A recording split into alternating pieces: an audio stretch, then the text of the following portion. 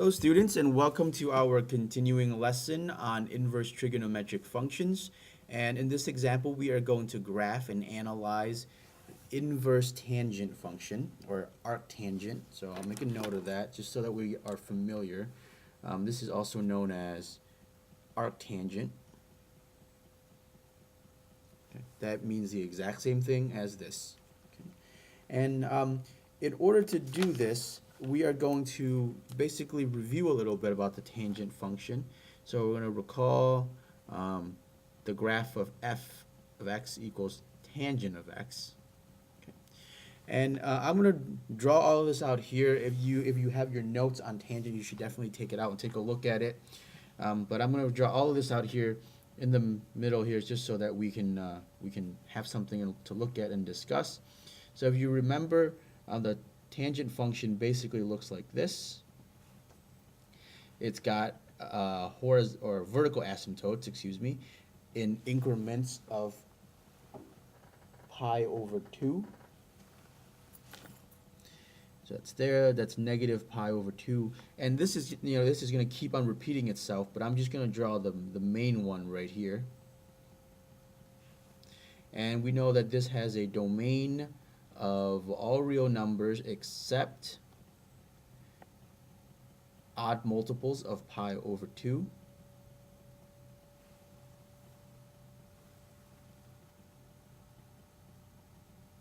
This had a range of all real numbers.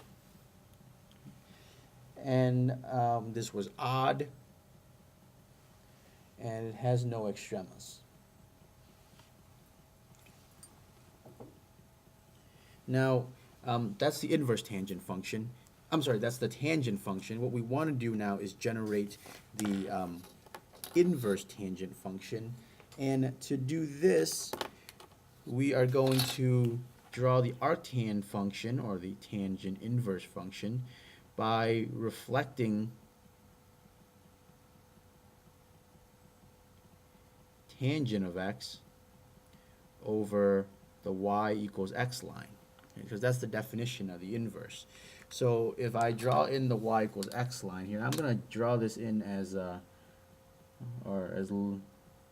minimally intrusive as I possibly can. I don't know how this is going to look exactly, but that's the line. Okay. And I'm going to take that blue segment and just reflect it over that line. So I'm going to get something to this effect. Let's see.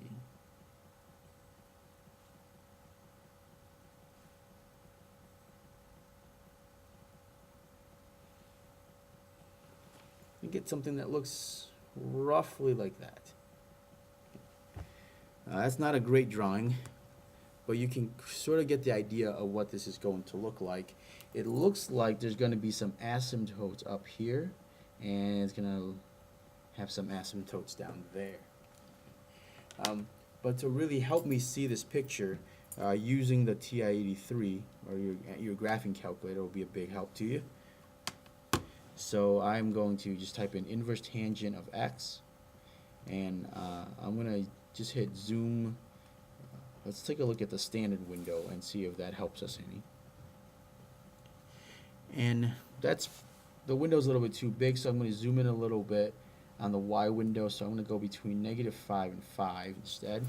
Hopefully that gives me a better picture. And you can see that there's sort of an asymptote forming on the top and the bottom of this. And you might think, well, what might the asymptotes be?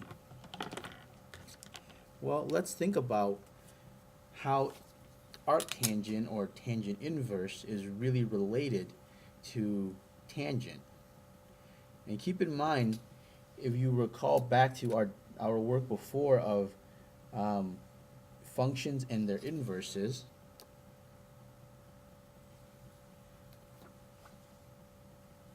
well, instead of having vertical asymptotes now at pi over 2 and negative pi over 2, the tangent inverse function is going to have horizontal asymptotes at pi over 2 and negative pi over 2. So this is going to have horizontal asymptotes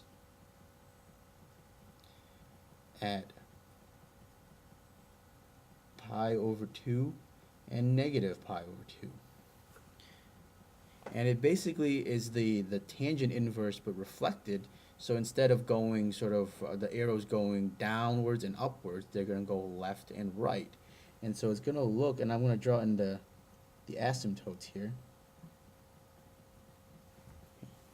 And it's going to look roughly like this.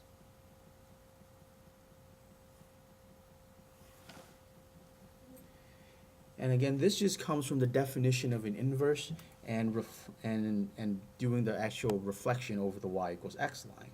And with this in mind, now we can answer the question of what are all this important information here. So we can say that the domain then is the same thing as the range. So the domain is all real numbers. The range is everything from negative pi over 2 to positive pi over 2.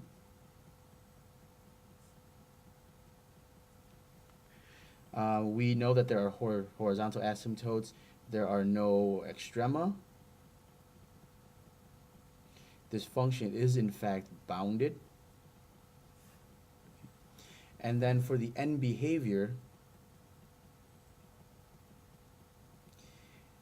as x approaches infinity, f of x is going to approach pi over 2.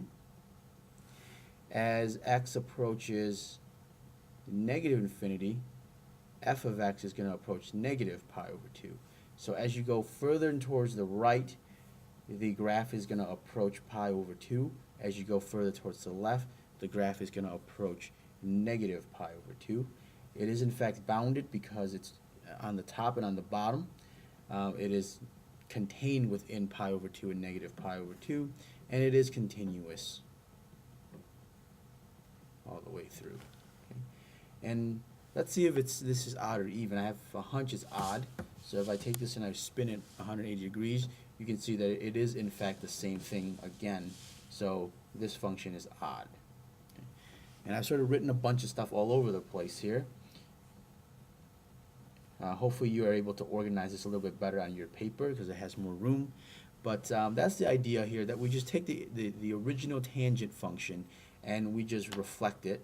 And one thing that I do want to point out is that for the tangent function, there's a lot of stuff going on here besides this. There's a lot of these other curves here. But the tangent inverse function, or the arctan function, is really limited. It comes with its restrictions. So we only use one of these curves, because if we were to use all of them, it would not be a function anymore. And this is very similar to how the cosine inverse and the sine inverse functions were determined. Okay. And one very important note here is that for the inverse tangent, as far as the unit circle is concerned, oops.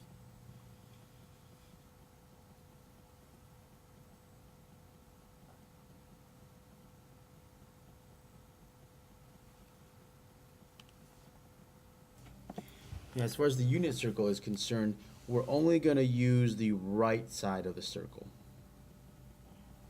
because of the range here. It goes from negative pi over 2 to positive pi over 2. And I'm going to be reiterating this fact over and over again when we do some more examples of this. But for the unit circle, when we're dealing with inverse tangent, we're only going to use the right side of the circle. And so there you have it, a graph of the inverse tangent function. And we've been able to draw this just by relating the tangent function, doing the reflection, and then analyzing the result here.